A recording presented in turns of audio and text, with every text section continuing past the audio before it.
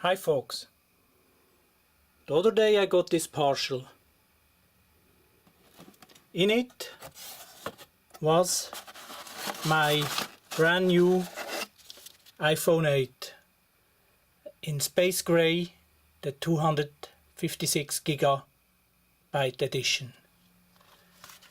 I'm using this iPhone for 3 weeks now, and the original box will go to my small retro computer museum, and I will place the box where I have the other Apple boxes alongside iPhone 6, iPhone 4S, iPhone 3GS, some iPads, Apple TV, iPods, you name it. All those Apple product boxes and units stand on a next station, which is also part of my collection. Good. So here's my brand new iPhone 8, and as you can see, it's the 256GB edition, and it's already more than half filled with more than 36,000 pictures. I'm pretty happy with the iPhone 8, and it's really a nice unit, and also the glass back, the shiny one, is very nice, so I like the unit very much. The iPhone 8 is replacing my iPhone 6, which I was using for a bit more than 3 years, and I have to replace this iPhone for several reasons. One is that the glass is broken, so you see here on the top right corner to the middle, the glass is broken, and sometimes it should be replaced because it's already no more stable in the edge. But the bigger problem is that the battery is not in good shape anymore. It has a theoretical maximum capacity of 77% and is reported as a battery state service. In practice, this meant that I had to charge the iPhone 6 about 2 to 3 times a day, and often at the battery state of about 20 or 30%, it shut down without notice, especially when you went out in the cold, or if you wanted to make a movie or play the video, then it shut down automatically. It was a very nice unit. So the iPhone 8, as said, is replacing the iPhone 6, which I was using since February 2015, and before, for about 5.5 years, I was using the iPhone 3GS, and I still have this unit. And as you can see, it has a broken line on the LCD, so it's no more really showing picture there. And when I go into the unit, you see that there is really a problem with it. It's a nice one. We go into info. It was the 32GB version, and it was really a great smartphone which I was using since summer 2009, and as long as it's working, I will keep it here and not throw it away. So the iPhone 8 is my third Apple iPhone in a period of 9 years, and I was wondering, since when I'm having smartphones or mobile phones in general, and in my lab I'm having a box, and the box is called phones and PDAs, and I will make a short tour through the box. So I have here something, I will open it, give me a second. Okay, that's another smartphone, Qtek S200, and this one is running Windows CE, and when we remove the battery, we see that this one is produced by HTC, and so this was my smartphone before the iPhone 3GS. I was using this between spring 2006 and summer 2009. I tried to charge the battery today, but it is not charging anymore, or at least I cannot switch the unit on. Good. What else we have? I saw this is the charger for the S200. Then I see that this unit was also marketed under different names like XPA S200, and this is a part of a mobile phone brochure.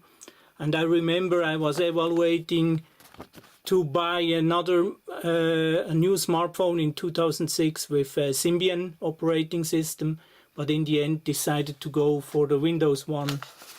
So those some brochures. I really had in mind to buy the Sony Ericsson P900 Symbian base, but as said, went the Windows way. Then what we have here is a spare part, LCD display for price is $30 US. Let's see what's inside. I remember the idea was to repair one of my smartphones. In fact, the one which I was using before, the S200, and this is an LCD for that unit. So I should do the job once or forget about it. And this is a shell for the iPhone 3GS.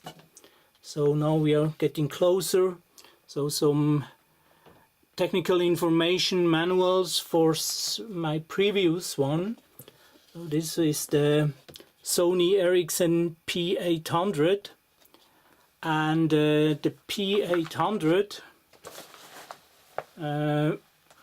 having some brochures about that, and having the product box. That's nice.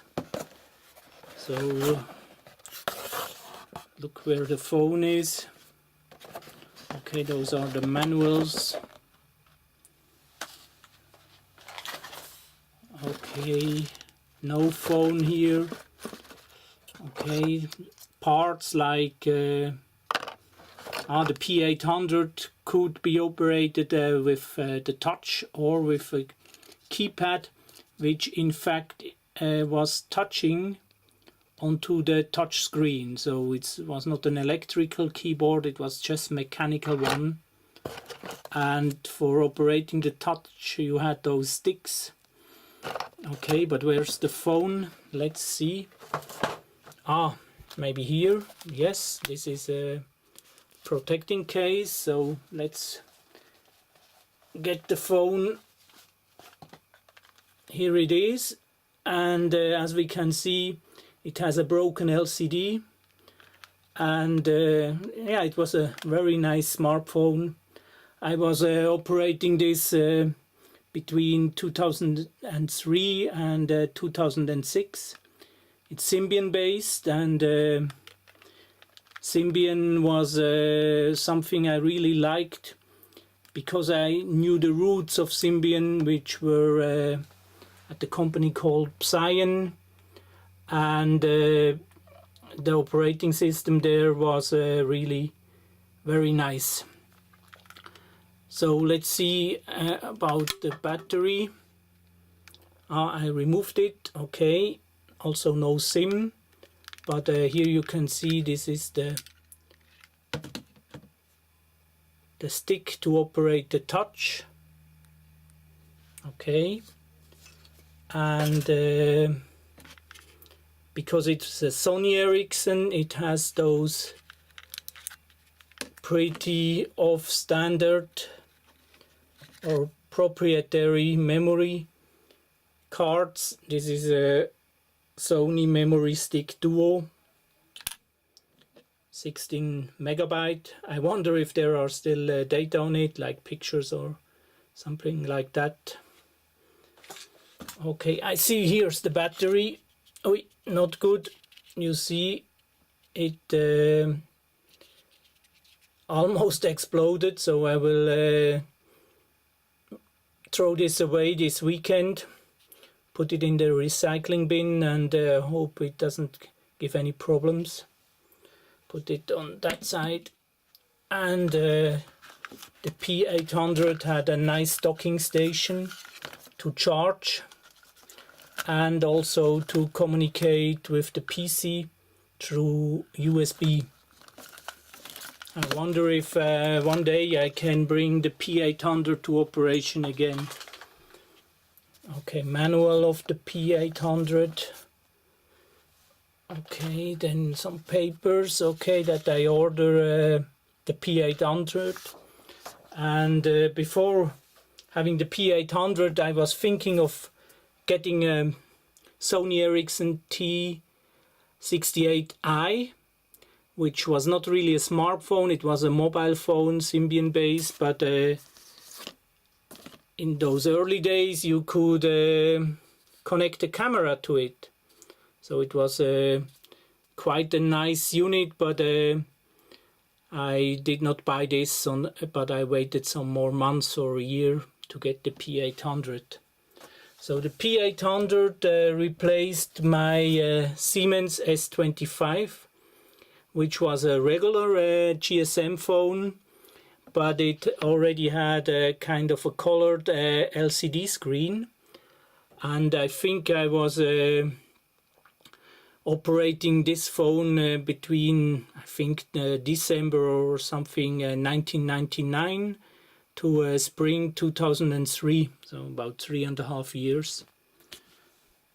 And before, I see here on December 8, 1998, so that's almost 20 years ago, I got my first mobile phone. It was a Ericsson GH688, and I was already 30 years old when I got my first personal mobile phone.